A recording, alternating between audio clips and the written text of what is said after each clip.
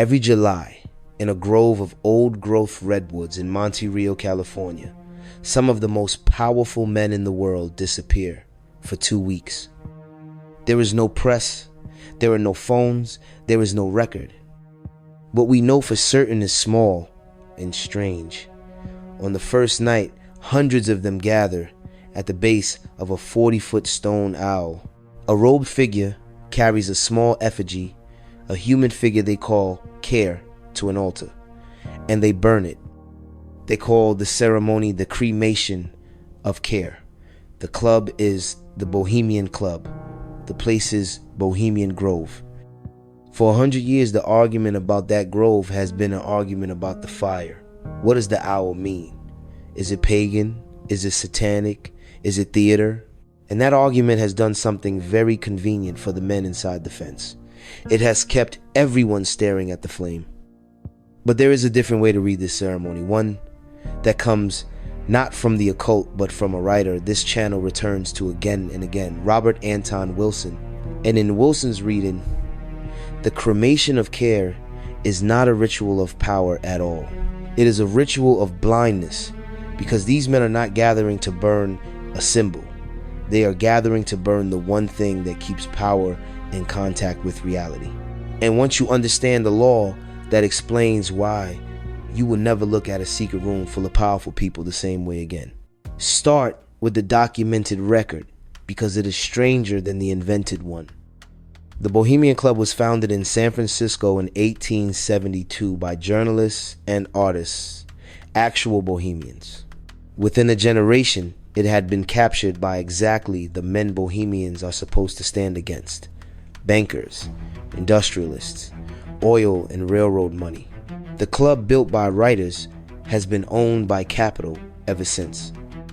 Every summer, it decamps to the Grove, a 2,700-acre encampment in the Redwoods, for a 2-week retreat, and it opens every year with the Cremation of Care.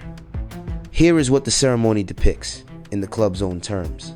A figure called Dull Care, the personification of worldly worry, obligation, responsibility, is carried in effigy to the foot of the owl shrine, and there, in scripted theater, destroyed by fire. The members watch their responsibilities symbolically consumed, and then they are free of care for the length of the retreat. The club's motto runs on the same logic: weaving spiders come not here, a line borrowed from Shakespeare, and it means leave your work at the gate. No spinning of webs, no business.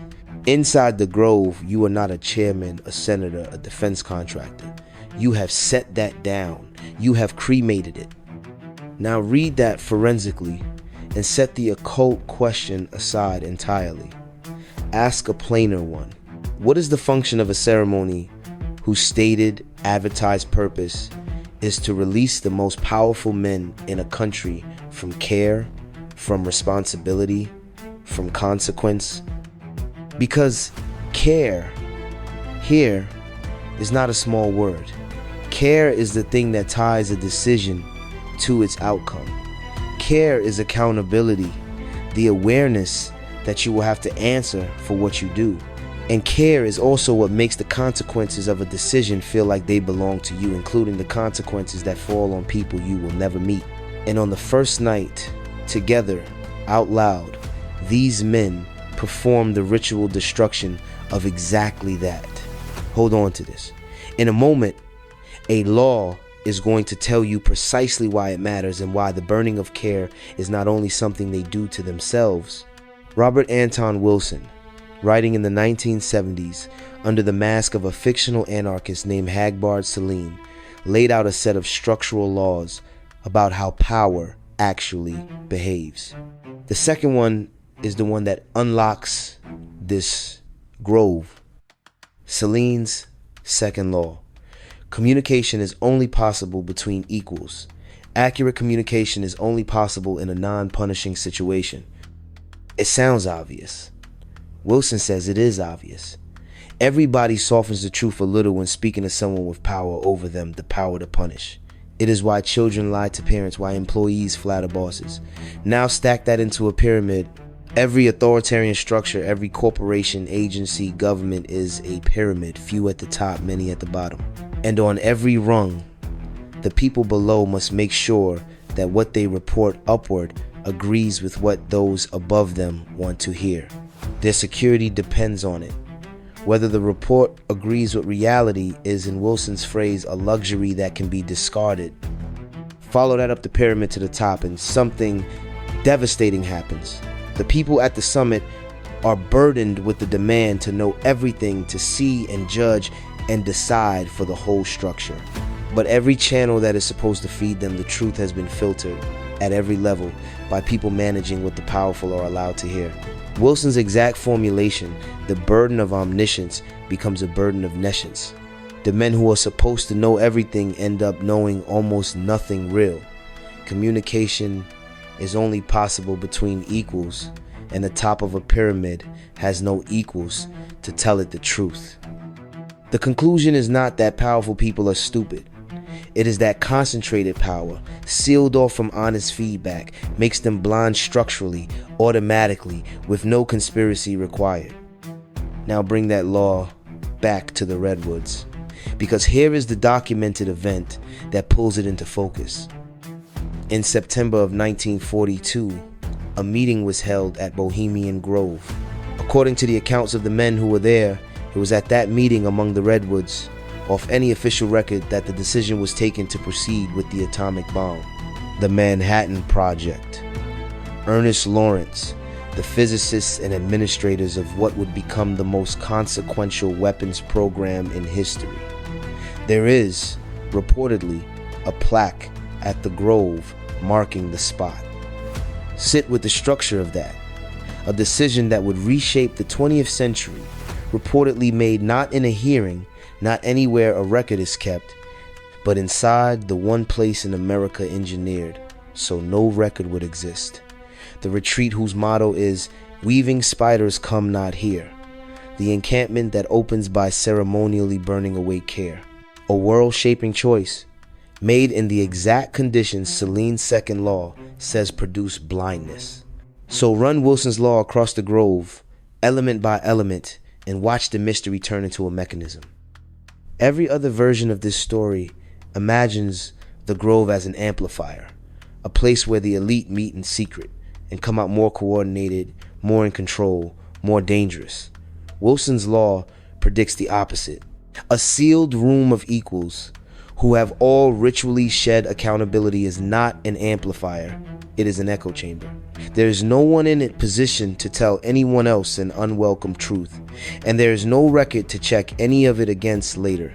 It is a space built at enormous expense to be free of exactly the friction that keeps power tethered to reality.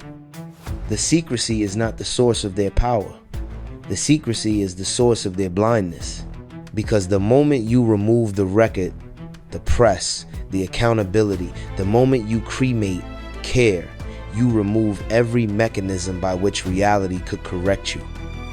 And this is the forensic turn, the one that separates this reading from every occult panic on the internet. The frightening thing about Bohemian Grove is not that these men know too much. We covered the more comforting nightmare in our film, On the SNAFU Principle, the fantasy of a perfectly competent hidden hand, managing the world with precision. Wilson's law says that hand cannot exist. The information architecture required to build it defeats itself. The Grove is the proof in physical form. The men who moved the century did not do it from a position of omniscience. They did it from inside a structure that Celine's second law says is guaranteed to keep them from knowing what is actually real. So ask the question the forensic method always returns to. Who benefits from a place that makes its own members blind? And the unsettling answer is, every man in that grove believes he does. Each of them walks in certain that the secrecy protects his advantage. None of them can see that the same secrecy is quietly severing all of them from the ground. That shared certainty reflected back and forth between equals with no dissenting signal allowed in is not intelligence. It is a collective hallucination of control. And it is this specific product the grove manufactures.